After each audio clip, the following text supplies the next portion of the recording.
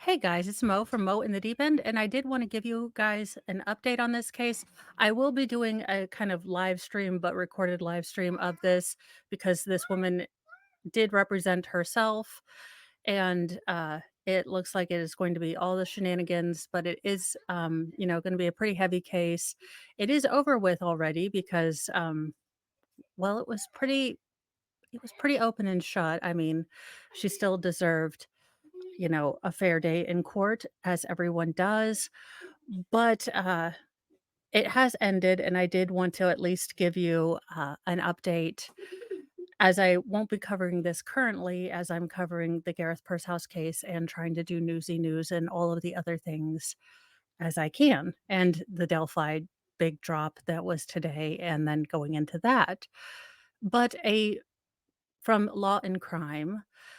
A bewildered judge says mom who threw her two kids from a bridge did a quote, abnormal job representing herself after being found guilty of murder. Uh, a 34-year-old mother in Louisiana will spend the remainder of her days behind bars.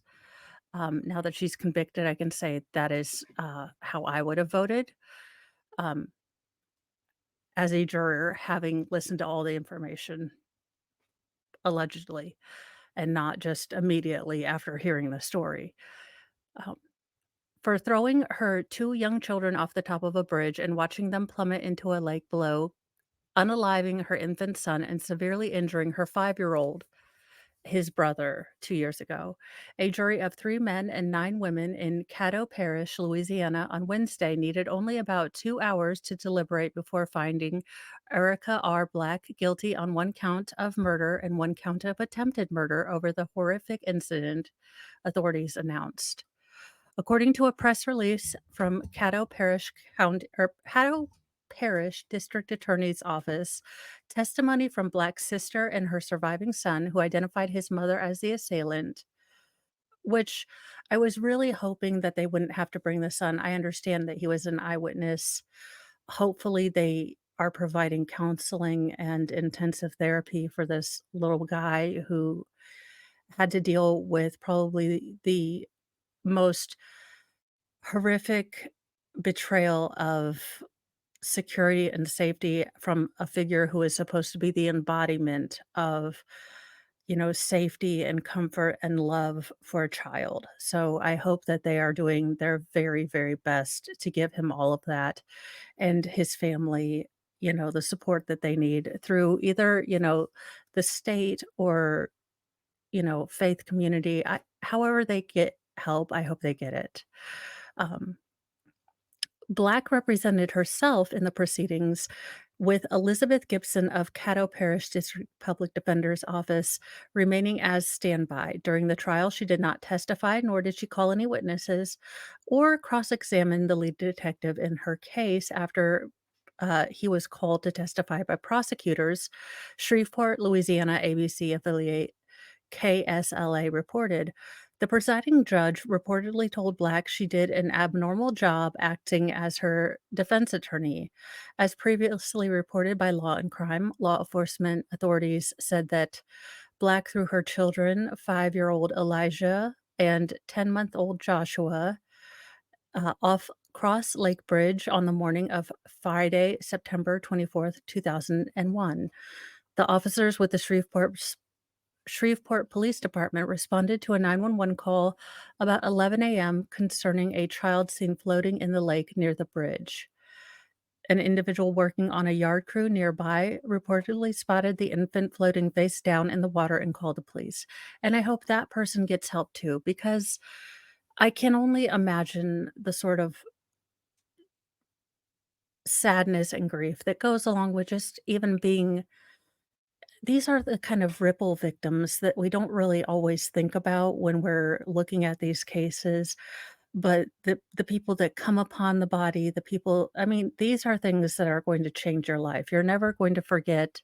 Unfortunately, this person is never going to forget the call that they had to make, this baby that they found. I mean, it's terrible. It's terrible, and unfortunately, this verdict is never going to give us the reason that this mother did this or explain why evil things happen or why bad things happen, and that's we could have a perfect justice system that is completely blind, completely fair, without bias, you know, everything done by the letter of the law, completely and totally great, and we still wouldn't get the answers as to why this kind of dark stuff happens, and I think that we're turning into more of an emotional court where we want answers. We want those answers, and it's very human. We want those answers, but the court isn't where we're gonna get those answers, unfortunately. I wish the court were where we could get the answers, but it's not, and I think too many people are looking for the court to give us these answers, and that's why you have more prosecutors leaning into the emotional sort of side of things, the very, emotional persuasive arguments, because it does tug at your heart. I'm not gonna lie. This one, I'm glad I can do kind of piecemeal because it's a hard case. Anything with kids is hard. Let's see. Marine Patrol officers were dispatched to the area where they first found baby Joshua, who was unresponsive when he was pulled from the water.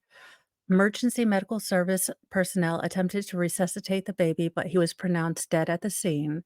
Elijah was found floating on his back and was pulled from the water a short time later. He was responsive but severely injured.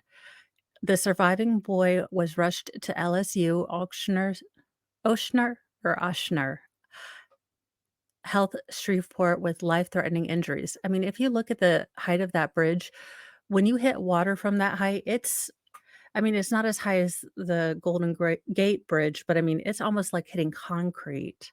It's it's going to hit you like you're hitting a solid surface, not like you're falling into water. If that makes Look, I'm not a physicist or anything. I cannot explain the mathness to you, but that's kind of how it's explained on Mythbusters. So that's how I know things.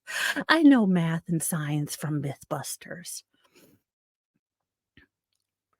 Investigators reportedly said the surviving child provided police with evidence that was critical in identifying his mother as the person responsible for throwing him and his little brother from the bridge.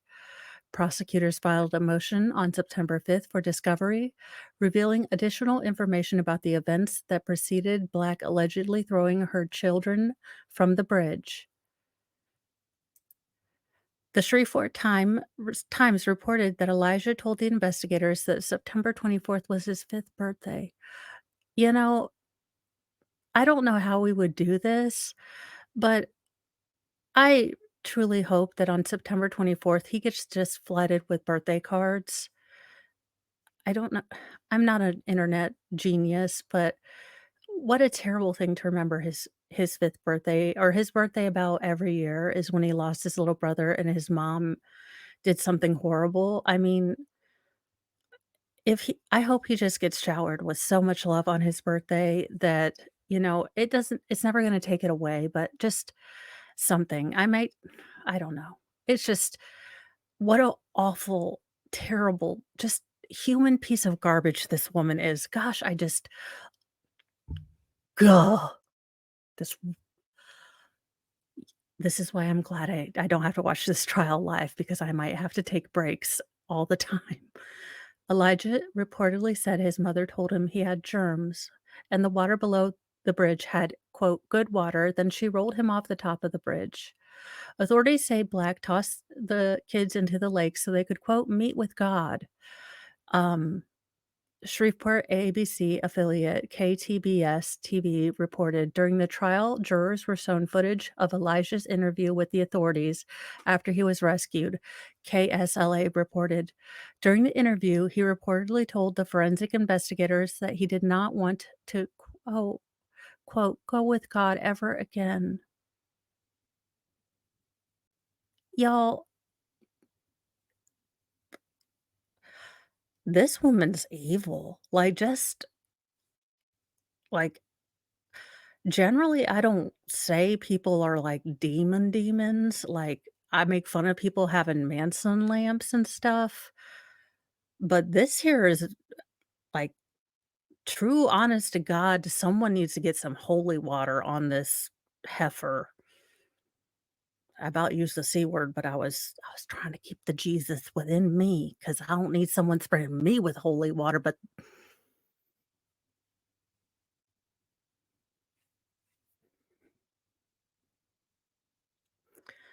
ma'am, you may have carried these children within your bodies, but you have never been and never will be again a mother. You are a carrier at best. I have excommunicated you from the church of mom. You have marked out, barely even a woman. Don't make me Black is scheduled to appear on in court again on September 28th for her sentencing hearing, where she faces a mandatory life sentence in prison. Okay, y'all, I maybe look, do we really need to have a sentencing if it's mandatory? I mean, I know that she has to have victim impact statements, and at this point, I would like to bring, Miss Stella Rose and or Medea. I would like Tyler Perry to come out as Medea, and this woman better pray that Jesus loves her because everyone else is about to serve some holy justice allegedly in Minecraft, Pac-Man, Tetris, and Centipede, allegedly. This woman, I have lost my cool with this woman.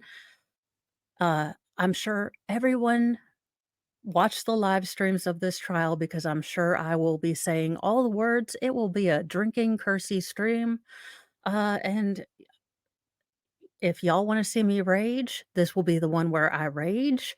I'm sure I will have Baker there so we can rage together and we can both just hold each other back, where you have to have just hold me back. This is what we're gonna have to do. Well, this has been I'm gonna have to, like, just put my little fan up and go, "Whew." It's the problem with being super pale is when you get, irritated turn a whole lot well, giraffe all down here and then all just red up here. It's not a good look, but this woman has done made me giraffe and ready, and I am upset, but I will see y'all later. Have a good rest of your Monday. Bye, guys.